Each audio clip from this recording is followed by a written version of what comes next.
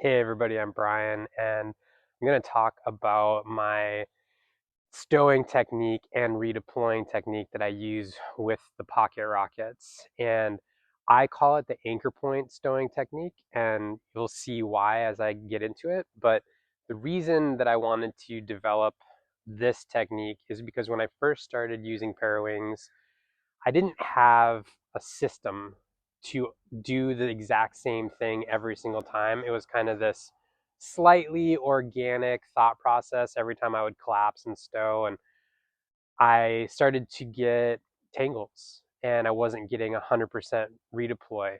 So I sat down and I came up with a technique where using this stowing method, I've had 100% success for collapsing, stowing, and then redeploying. And it also has stopping points along the way where if you're a beginner, you can stop here and you can just ride and then you can reverse. If you're an intermediate, you can go a little bit farther and then you can reverse. And then for an advanced rider who's doing a full stow, you can go all the way, do a full stow, have your session, and then reverse everything from there. So it's a system that is being repeated and you're creating that muscle memory every single time you do it. So let's start looking at it. This is stowed with the system already. And what I like is that it's indexed. Like from a tactile standpoint, I can feel the battens right now. I can feel the bar right now. I know exactly how this is going to come out of the pouch. And when I come out of the pouch, I can ride right here. So at this point, if I just wanted to come and ride for a second, I'm good to go. However, we're going to go back to the beginning and we're going to see how this redeploy method guarantees 100% success every single time. So here we go. All right. Whenever I'm riding and I'm powered or not super powered, I always do a full A-line collapse. That's the only collapse that I do anymore. I used to do the stall. I got tangles and I had too many issues with it. So this A-line collapse is the only way I will bring the Parawing down now. This rigid loop, this is a very rigid windsurf monoloop, is important for this technique. And it's important because after I do this collapse, I take that rigid loop and I stick that under my arm, and that's gonna keep access to all these line sets for when I need them later. Next point, once I've got this collapsed, I have these loose lines here by the battens. I'm just gonna run my fingers through this to snug up those lines. And this is what I refer to as establishing my anchor point. This anchor point with these battens nice and tight together is critical for the entire system. So once the battens are pulled in and that anchor point is established, it's easy to just quickly grab them all like this. Now, if you are a beginner rider and you're unsure about whether or not you are going to stay on the swell, you can stop right here. You've established your anchor point, and if you drop this, you will get a redeploy. No issues. The problem is if you start swinging this around, pumping and turning, these lines will get tangled. So this is your first stopping point for the beginner who just wants to collapse, glide for maybe 10 seconds, and then redeploy. All right. If you're intermediate and you're looking for that next step, transfer those battens into the other hand, loop down on these exposed lines, grab all line sets and loop them up, put them under the thumb by the battens. That's critical right there. We're gonna now fold this up. So we reach down to the bottom, grab the bottom, do a small fold, and then simply roll. Right when we get to the top and there's a little bit left, I like to tuck the lines down so that they're not right next to the battens.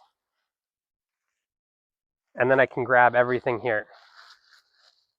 At this point, I can now take the bar and match that into my hand. So what's happening here is there's a tactile sensation that I'm getting out of this system. My fingers and the arch of my hand can feel these battens in this position, and of course my thumb can feel the bar. Now if you don't want to stow, you can ride like this. You shouldn't be getting any tangles because we have all the loose lines over here and they're all short, whereas the perfect stow, this is as clean as possible on this backside.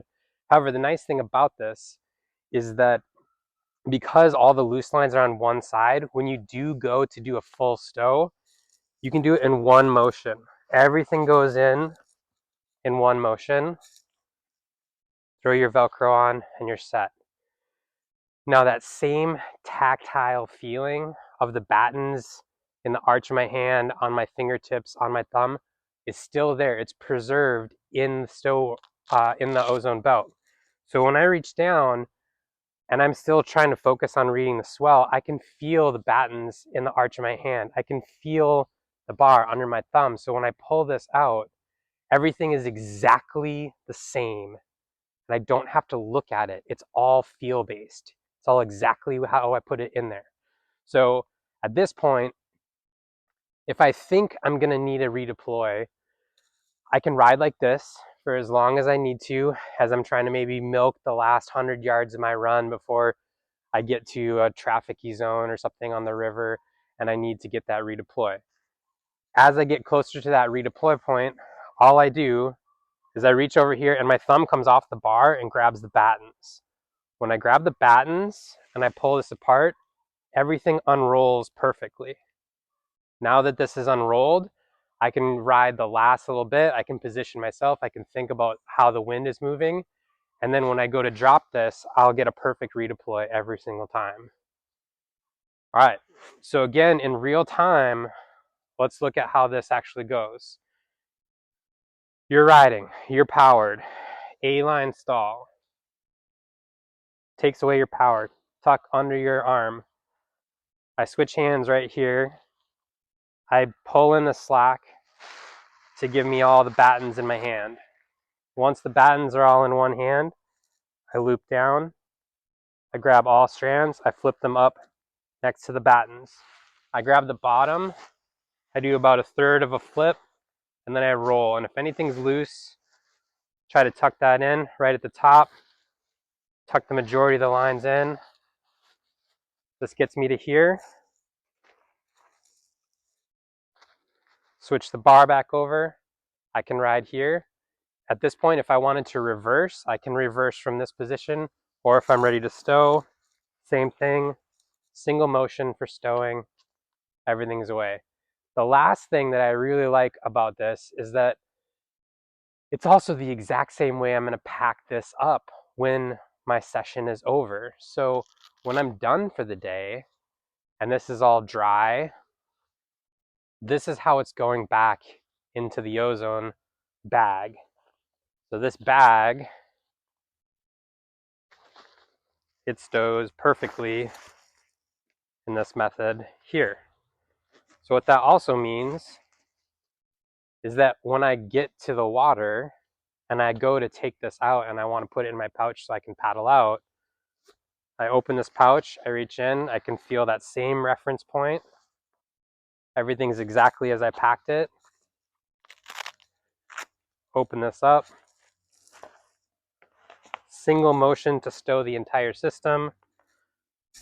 Close that down, flip it around to the back, paddle out, get on the water, and then here, pull out. I'm in the exact same position, nothing's changed. Everything unrolls, perfect redeploy every single time. So because of the fact that I'm stowing the exact same way every time, I'm packing it up and putting it away into storage the exact same way every time, I just get better and faster and cleaner every single time I do this.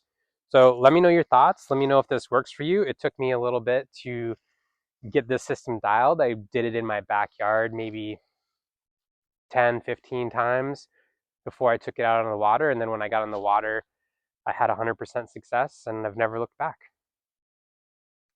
Hopefully see you at the river.